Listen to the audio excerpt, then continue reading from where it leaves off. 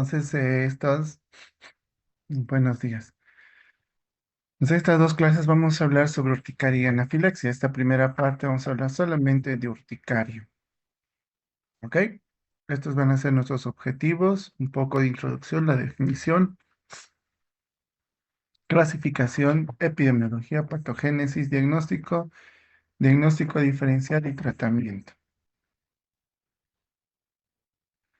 En cuanto a la urticaria, nos dice que es una enfermedad que afecta a las personas de todas las edades, ¿sí? Nos dicen los datos estadísticos que uno de cada 5 personas presentaron alguna vez un episodio de urticaria en su vida, es decir, un 20%. Son lesiones benignas y su incidencia a veces es subestimada, ¿ya? Como definición, según eh, la Academia Europea de Alergia e Inmunología Clínica, nos dice que la urticaria es una enfermedad de la piel que se caracteriza por el desarrollo de lesiones denominadas ronchas o abones de aparición espontánea, delimitada, autolimitada y que se pueden o no acompañar de angiodema o amos. ¿Sí? Esa es la definición que nos da esta escuela o esta Academia Europea de Alergia e Inmunología. También nos dice que la urticaria se caracteriza por la aparición de lesiones pruriginosas o abones edematosas, blancas o pálidas de la superficie dérmica, rodeadas por un halo eritematoso que puede variar con el tamaño, que pueden ser únicas o múltiples y resolverse en muchos casos en 24 horas.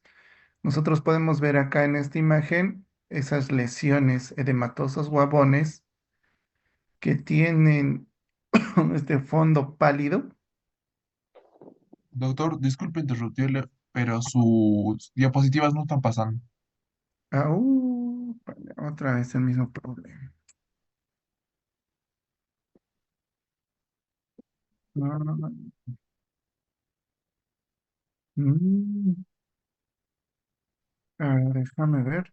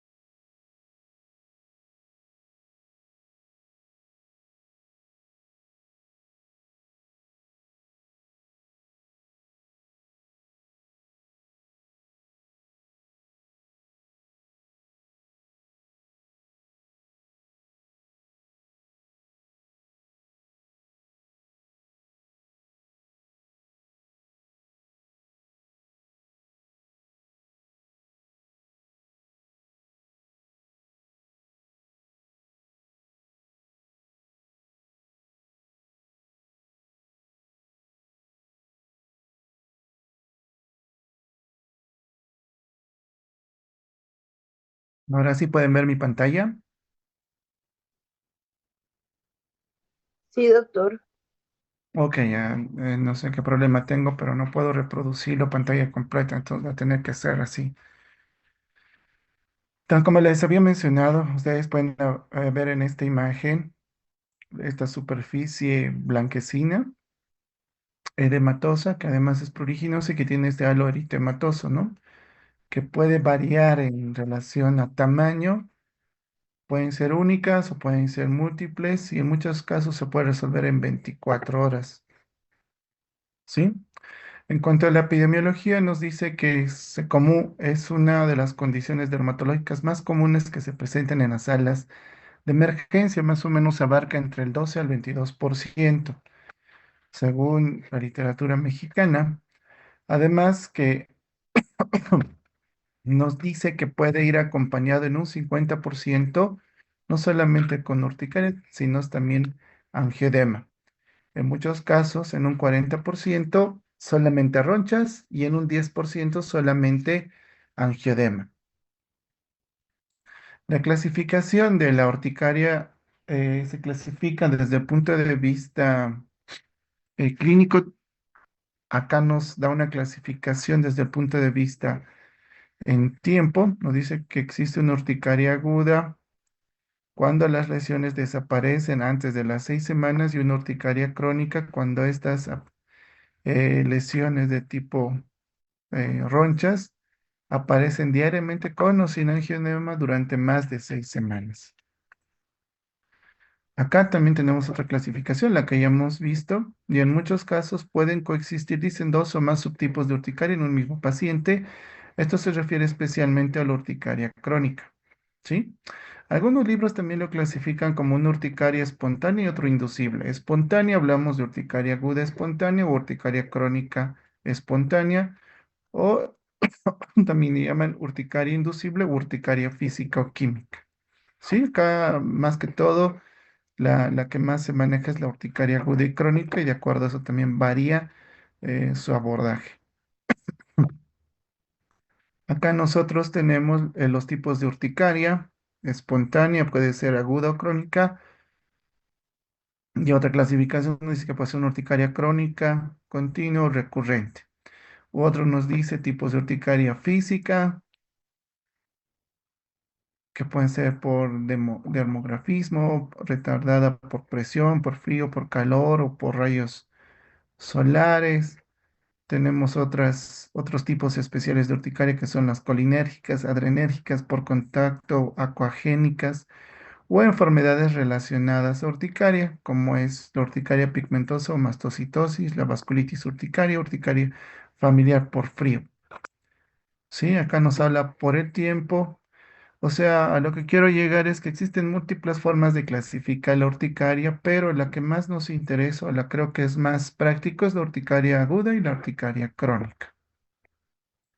En cuanto a la etiología, nos dice que más de entre un 30 a 50% de las urticarias es de origen idiopático. Uno nunca sabe por qué se enroncha. En un 28 al 60% puede ser inducida por infecciones, en un 9 a 27% por medicamentos y un número menor, se podría decir, alimentos, en un 18%, como podemos observar en esta imagen, ¿sí? Dentro de las causas por infecciones pueden estar involucrados virus, bacterias u otros, ¿no? Como pueden ser las parasitosis o también algunas bacterias como el Mycoplasma pneumoniae, ¿sí? Entre las infecciones pueden ser infecciones de vía aérea superior, que es la más frecuente, las gastrointestinales o infecciones de vía aérea, eh, perdón, de vías urinarias. Y en algunos casos, en algún momento se ha hablado mucho acerca de Blastocystis hominis. Como ustedes bien lo saben, la Blastocystis hominis pues es un comensal, pero en algunos casos se ha visto la asociación también con urticaria aguda. Y los medicamentos, aquellos son que los más frecuentes, tenemos los antibióticos, los AINES y otros. Dentro de los antibióticos, los beta-lactámicos con mayor frecuencia y las cefalosporinas, ¿no? Y tenemos también los AINES como son el ácido perdón, aspirina el ibuprofeno y el naproxeno, y otros tenemos los opioides y los IECAS, ¿sí? Que son los inhibidores de la angiotensina aldosterona. Dentro de los alimentos es algo bien común en la edad pediátrica, pero es como la tercera causa. Ahí tenemos la leche, el huevo, la avena. Y en niños y en adultos también pueden ser el maní, los mariscos o los frutos secos. ¿Ok? En cuanto a la patogenia, acá el directo actor de la urticaria es el mastocito o también los basófilos. Acá lo más importante es saber que existe una degranulación de estos gránulos que se encuentran en el citoplasma que va a producir una respuesta inflamatoria.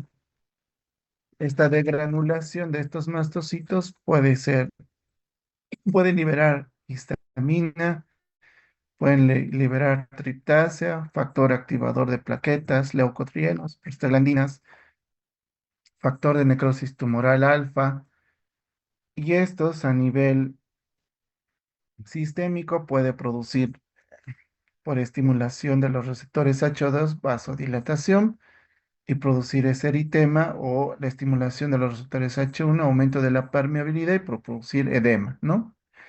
Y esta liberación del mastocito, de estos, ay, perdón, de esta liberación de diversos mediadores inflamatorios, como es la histamina, pues va a producir toda la sintomatología que ya hemos mencionado acá. Ahora, ¿cuál es esa sintomatología? Nosotros conocemos el mastocitos por diferentes estímulos, va a liberar estos mediadores inflamatorios. Ejemplo, si liberar histamina es un vasoactivo, es una amina vasoactiva y esto va a producir vasodilatación, va a haber fuga a nivel capilar, también a nivel del pulmón va a haber broncoconstricción, a nivel gastrointestinal, estas citoquinas inflamatorias. Ejemplo, también tenemos el factor de necrosis tumoral alfa, el factor de activador de plaquetas o prostaglandinas y leucotrienos va a producir hipermotilidad gastrointestinal y por lo tanto en algunos casos se puede asociar a deposiciones líquidas o diarrea, además de que va a haber fuga de líquido a nivel del intersticio y por lo tanto se va a producir un proceso inflamatorio, al igual que se van a liberar estos miradores, pues a nivel tisular va a producir daño, ¿no? Y por lo tanto se va a producir la clínico y sintomatología que ya les he mencionado, ¿no? Que son los sabones, con su edema, con su eritema, polimorfas, evanescentes, etcétera, etcétera. Ahora algo bien importante que nosotros debemos conocer es que existe una activación no inmunológica y otra activación inmunológica. ¿A qué me refiero? Este es el mastocito. Sabemos que existe liberación de estos mediadores inflamatorios que se encuentran dentro de estos gránulos en el citoplasma del mastocito basófilo y por lo tanto, pues va a haber una liberación, se podría decir, inmediata cuando hay degranulación de esta histamina o de estas proteasas, heparinas, serotoninas o proteoglucanos o de factor de clúster tumoral alfa, y estas van a producir la sintomatología que hemos mencionado, o puede haber una liberación retardada entre 3 a 6 horas de mediadores lipídicos, como son las prostaglandinas y los leucotrienos, y después de 6 horas puede haber liberación de otras citoquinas que va a producir reclutamiento inflamatorio de células, como son los neutrófilos, por medio de la quimiotaxis, etcétera, en el lugar donde se está produciendo las ronchas, ¿no? O la urticaria. Ahora, cuando decimos que existe una activación inmunológica o inmunológica, podemos observar que uno de esos mecanismos por los cuales se puede estimular el mastocito y por ende liberar estos gránulos con histamina y otros mediadores inflamatorios, sí está involucrado la inmunoglobulina E, pero no es la única vía por las cuales se pueden liberar estos mediadores. También estas se pueden estimular por el estímulo de los receptores de inmunoglobulina G, por los receptores, los TCRs, que son los receptores tipo TOL, o perdón, receptores de los linfocitos T, que son la vía inmunológica, pero hay otras vías que no es la inmunológica, que de igual forma, por receptores de los TLRs, por medios virales o la vía del complemento, se pueden liberar estos gránulos. Neuropéptidos, como el esfuerzo o el estrés, también pueden hacer que se liberen estos gránulos. Opiáceos, como son la morfina, la codeína, de igual forma, o medicamentos o alimentos histaminoliberadores, que son considerados pseudoalergenos. Ya más adelante vamos a entender a qué nos referimos con eso, o diversas proteínas de la coagulación, como es la trombina o el factor 7A de la coagulación.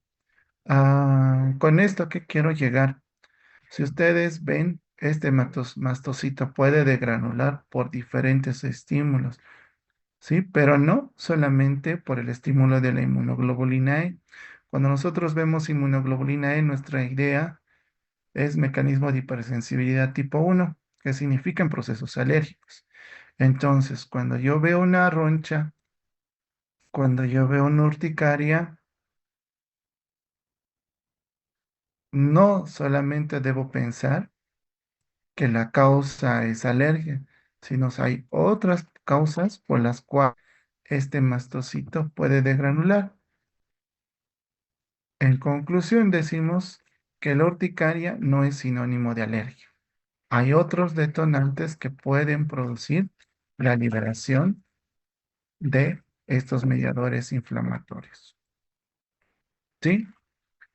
Bueno, mm, si vemos este cuadrito, nos resume cuál- cuáles son estos mediadores inflamatorios y qué efectos producen a nivel de la piel o a nivel sistémico también. De aquí de igual forma nos da un resumen de todos los receptores que tienen este mastocito y pues nos permite también entender que estos pueden ser liberados por diversas causas. Acá tenemos, por ejemplo, mediadas por inmunoglobulina E, que son los aeroalergenos, el contacto con el alergeno, los alimentos alergénicos, la picadura de insectos, reacciones alérgicas a medicamentos o infecciones parasitarias, que está involucrado la inmunoglobulina E. Pero aquí hay otras que no están involucradas, la inmunoglobulina E, o no están inmunomediadas. Por ejemplo, las enfermedades autoinmunes, las crioglobulinemias, las mismas infecciones por estimulación de los TLRs, el linfoma, que es un tipo de cáncer, o vasculitis, y aquellas que no son mediadas inmunológicamente ni por inmunoglobulina E, tenemos la elevación eh, de la temperatura corporal, los pseudoalergenos, la luz, los medicamentos, pero que no estén mediada por IG, estímulos psíquicos o estímulos físicos, perdón, como es el calor, el frío, la presión, la vibración o en la misma agua. Ustedes pueden ver que hay una amplia gama de causas y no solamente procesos alérgicos. Ojo, la clínica, ¿sí? Nos dice que desde el punto de vista clínico puede afectar en más del 50% de la superficie corporal. Pueden tener o no angioedema, como ya hemos visto, casi en un 50%. El angioedema es más en la edad pediátrica, casi en un 60% en menores de 3 años. Y un cuarto de estos pacientes, ya sean niños o adultos, pueden presentar manifestaciones sistémicas, pero pueden presentar un evento de anafilaxia, que eso lo vamos a ver en la próxima clase. Ahora, estas ronchas o abones, que se menciona tienen estas características. Pueden ir, dice, de múltiples formas y tamaños. Pueden ser, oscilan entre tamaños, ¿no? Entre 2 a 3 milímetros hasta 10 centímetros de diámetro y está rodeado por un eritema reflejo. Estos sabones abarcan, desde el punto de vista de la histopatología, un edema, hay un edema en la dermis, va a haber una dilatación de las vénulas postcapilares y los vasos linfáticos de la parte superior de la dermis, como podemos observar en esta imagen, eh, acá en este niño, ¿no?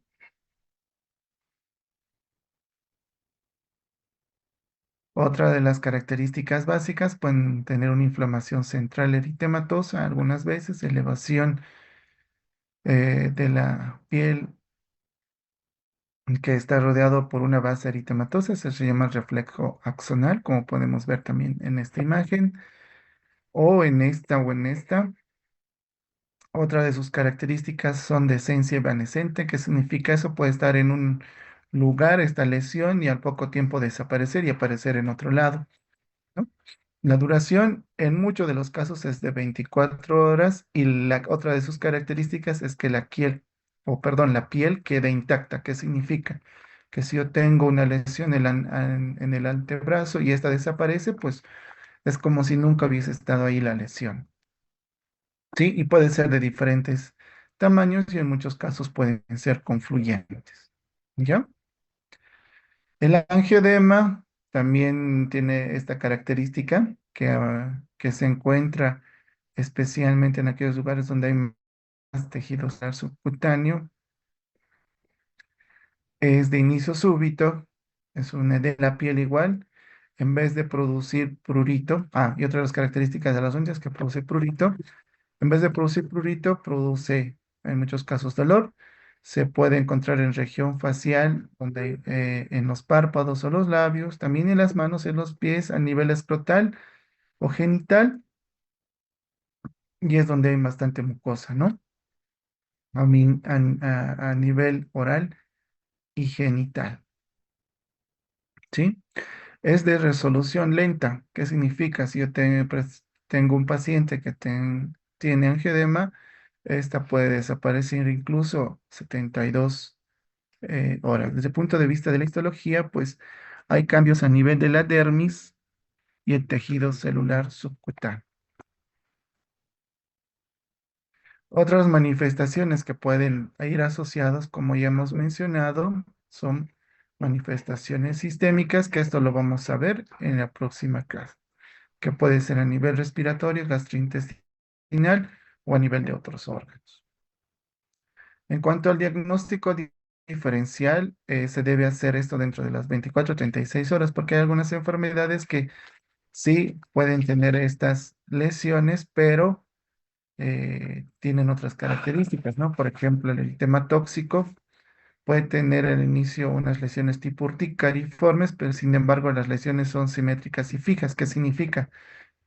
Que ustedes ven, parecen las mismas lesiones, pero en muchos casos este eritema tóxico no produce prurito y pues son fijos, que significa que no son evanescentes, que si yo la tengo la lesión en el niño, puede que en 2, 3 días de a poquito vaya desapareciendo, o el eritema multiforme. Son lesiones que persisten durante varios días en el mismo lugar y a veces pueden ir acompañado de ampollas, ¿no? Tienen las mismas características, pero acá el tiempo en cómo desaparecen, pues es la característica principal. Dermatitis de contacto, pues acá la característica no es que existe un edema, simplemente existe un eczema o una descamación roja o hinchada con cambios epidérmicos que toma días en resolverse, ¿no? O la celulitis o erisipela, que son muchas veces bien localizados, pueden ser persistentes, dolorosas y pues nos indica que hay un proceso infeccioso, ¿sí? Y otra de las características también o diagnósticos diferenciales es la urticaria vasculítica, que son ronchas de tipo urticariforme, como podemos ver, seguidas de quimosis, que sea esos síntomas sistémicos y el diagnóstico se hace esto con una biopsia, ¿no? Y puede estar acompañada o puede ser parte del lupus eritematoso sistémico. Pueden tener las mismas características que hemos mencionado como una urticaria, pero estas tardan en desaparecer y como tardan en desaparecer, tienen una coloración del tipo violácea o morada y de a poquito va desapareciendo, ¿no? Además de que puede ir acompañado de otros síntomas sistémicos como pérdida de peso, fiebre, malestar, astenia, dinamia, etcétera. Y por último, nos vamos a meter al tratamiento. El tratamiento es amplio.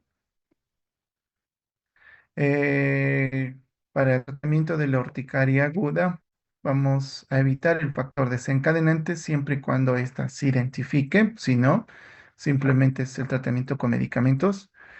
Lo más importante son los antihistamínicos como tratamiento de primera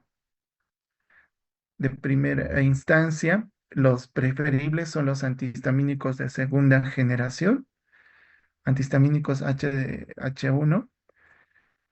También existen los H o los H1 de primera generación, pero la diferencia entre los H1 de primera y de segunda generación es el efecto sedante.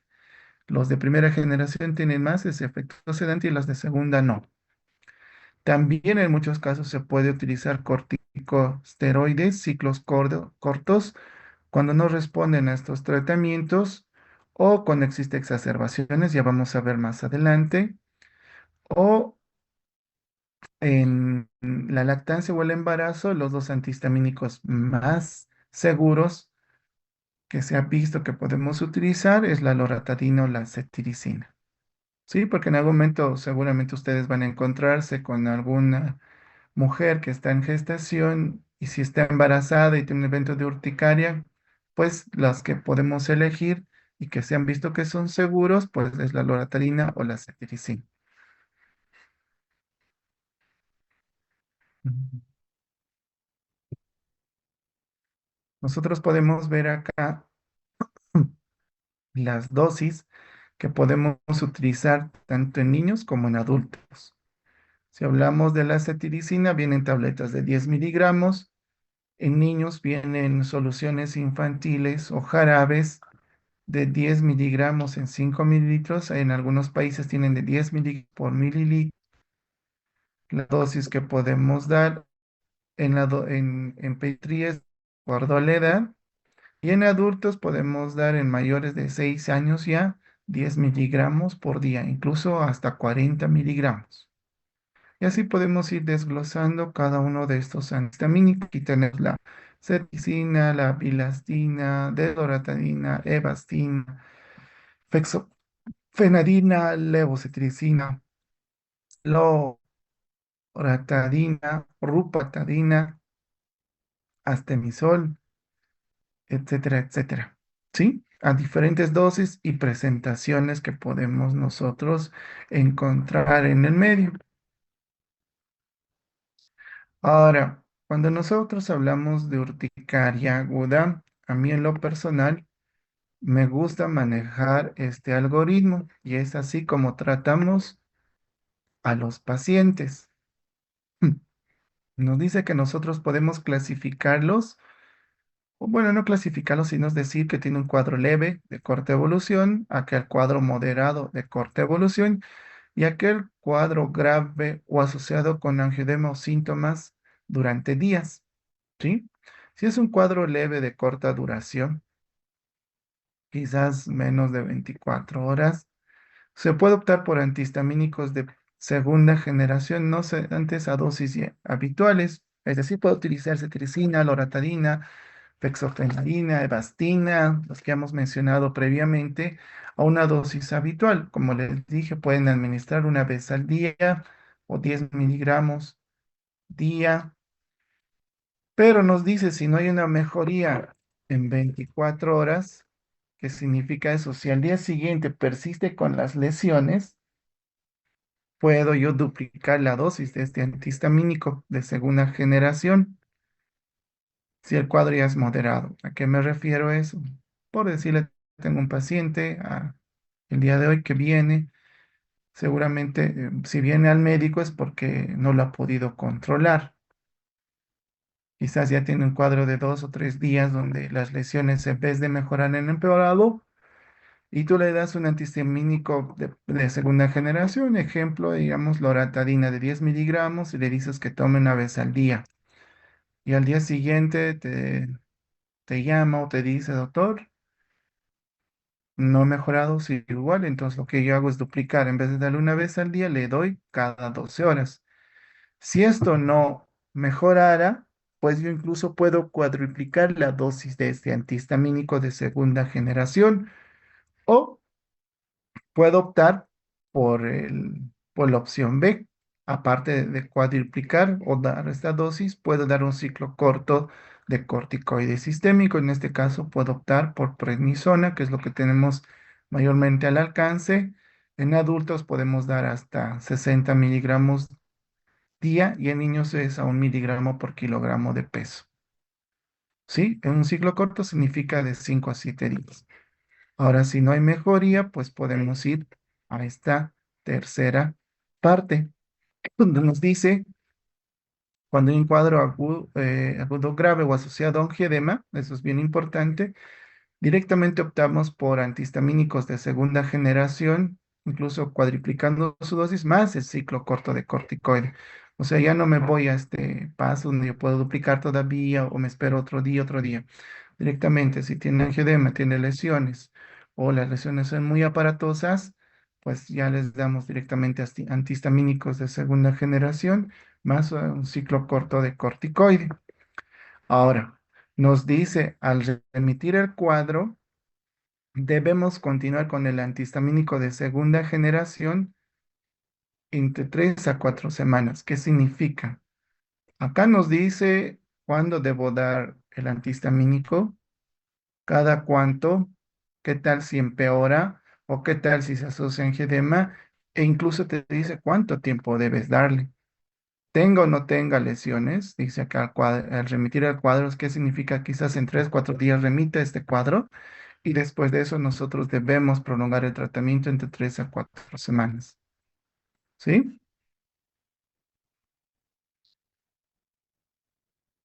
Ok. No sé si tienen preguntas o consultas hasta ahí, porque mañana vamos a continuar con la segunda parte que es anafilaxia.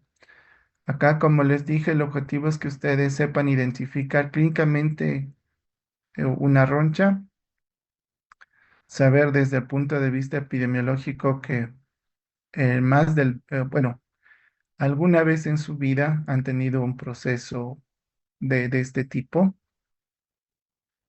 Casi el 20% de la población ha tenido un evento de urticaria. También que entre el 50% de los casos casi siempre va acompañado de angioedema y solito en un 40% solamente ronchas y en un 10% solamente angioedema.